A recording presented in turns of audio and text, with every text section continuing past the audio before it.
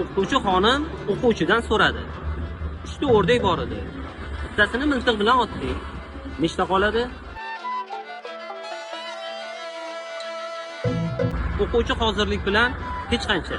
Agar men bittasini miltiq bilan otadigan bo'lsam, qolgan ikkitasi ham uchib ketadi. Noto'g'ri. 2 ta qoladi. Lekin javobing menga yoqdi.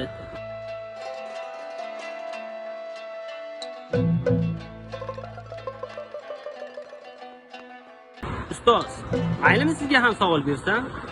Bemalol. 3 ta sizga o'xshagan ko'plikkina ayol muzqaymoq yeyishga bordi. Birinchisi yaladi, ikkinchisi tishladi, uchinchisi so'rdi. Qaysi biri turmush qurgan?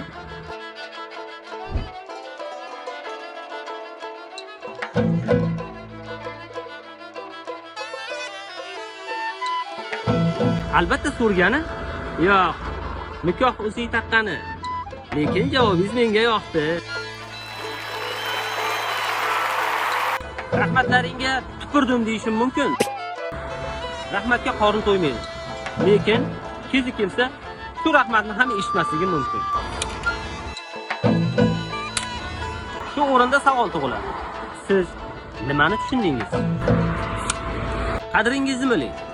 Mehnatingiz manfaati yo'naltirilgan tomonni aniq bilib oling. Aks holda rohatini boshqalar ko'radi. Aslini olganda bu yerda na o'quvchi, na o'qituvchi, na anekdot va na ibratli hikmat bor. Bu yerda fokus boshqa maqsadga qaratilgan.